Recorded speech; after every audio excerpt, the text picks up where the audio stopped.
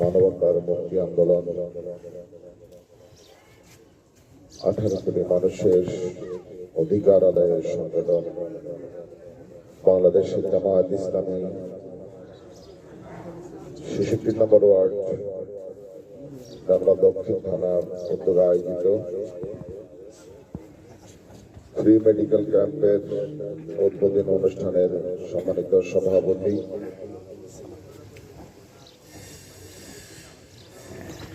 আমাদের এই অঞ্চলের মানুষদেরকে এই প্রতিষ্ঠান আলোকিত করেছে, মানুষের শিক্ষা বিস্তারে যে প্রতিষ্ঠান অনবদ্য অবদান রেখে চলেছে। আমাদের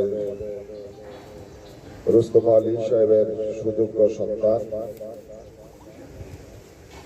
আজকের প্রোগ্রামের সমস্ত সভাপতি জনাব রওশন আলী, উপস্থিত আমাদের 66 নম্বর ওয়ার্ডের কাউন্সিলর পদপ্রার্থী বাংলাদেশ জামায়াত ইসলামী ঢাকা মহানগরী দক্ষিণের মজলিস শুরার সদস্য এবং অত্র থানা আমির, সাবেক ছাত্রনেতা প্রিয় ভাই নাজমুদ্দিন মির্জা হেলাল, উপস্থিত সম্মানিত নেতৃবৃন্দ, ডাক্তারবৃন্দ এবং সেবা গ্রহণের জন্য যারা এসেছেন, সম্মানিত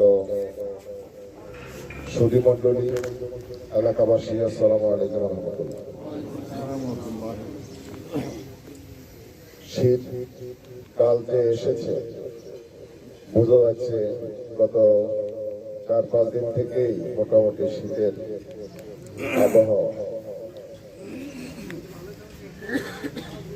আমরা এখানে এসেছি আসলে সেবা কার্যক্রম উদ্বোধনের জন্য, বেশি লম্বা বক্তব্য নয়। আমরা এই সমাজে বসবাস করছি, এই দেশে বসবাস করছি, আমাদের দীর্ঘ 54 বছরে আমরা যেটা দেখে এসেছি,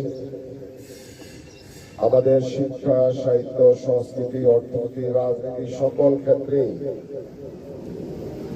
সকল দিকে যেন শূন্যতা, অব্যবস্থাপনা এবং যেই কাজগুলো রাষ্ট্রের করার প্রয়োজন,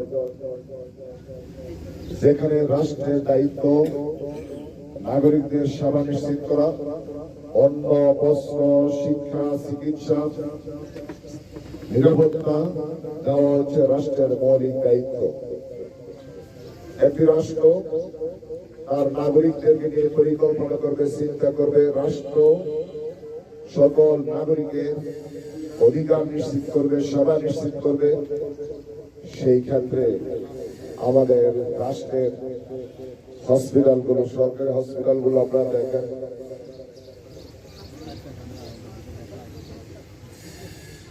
এই হসপিটালগুলোতে নাগরিক সেবা, নাগরিকদের চিকিৎসা থেকে নাগরিকরা বঞ্চিত। যারা সরকারি হসপিটালে চাকরি করেন তারা প্রাইভেট প্র্যাকটিস নিয়ে ব্যস্ত। ঠিক আছে, ঠিক। আমাদের নাগরিকরা, আমরা দরিদ্র একটি রাষ্ট্রের নাগরিক হিসেবে একজন মানুষের জন্য যেই বাজেট তৈরি করা হয়, সেই বাজেট আমাদের জনগণের কাছে আসে না।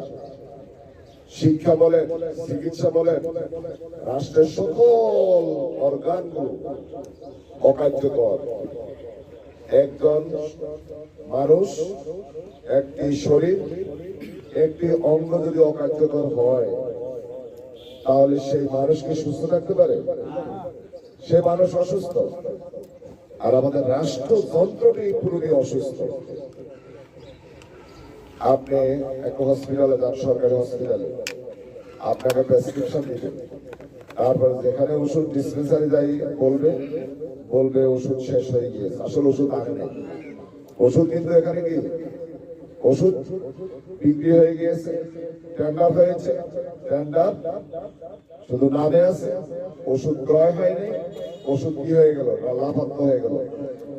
এটা হচ্ছে আমাদের রাষ্ট্রের ব্যবস্থাপনা। এটা কোথায়? আমাদের মুক্ত হসপিটালে। আর বন্দি হসপিটাল আছে, মানে জেলখানায়। আমি জেল ফেরত লোক 9 বার জেলে গিয়েছি। আমাদের কাশিমপুর একই কারাগারে ছিলাম, কাশিমপুর 2 ছিলাম, সাইডে ছিলাম। সাইড ছিল হাই সিকিউরিটি, সারা বাংলাদেশের সবচেয়ে top most wanted person, top most criminal, যত বড় সন্ত্রাসী ওইখানে হাই সিকিউরিটিতে রাখা হয়। আমরা জামাত ইসলামী করি, অন্যায়ের প্রতিবাদ করি, জুলুমের প্রতিবাদ করি, দ্রব্যমূল্য নিয়ন্ত্রণের কথা বলি, ভোটাধিকার ফিরিয়ে আনার কথা বলি। এই কারণে আমাদেরকে ধরে হাই সিকিউরিটিতে রাখা হয়েছে। ওইটা হাই সিকিউরিটি মানে 3 স্তর 4 স্তর নিরাপত্তা। যদি সেখান থেকে বের হয়ে এসে শেখ হাসিনা উল্টে ফেলি, এই কারণে আমাদের সেখানে রাখা হয়েছে। প্রতিদিন 24 ঘন্টা লকআপ, সপ্তাহে 1 দিন বের হতাম। তাও অসুস্থ। আপনি সুস্থ না অসুস্থ?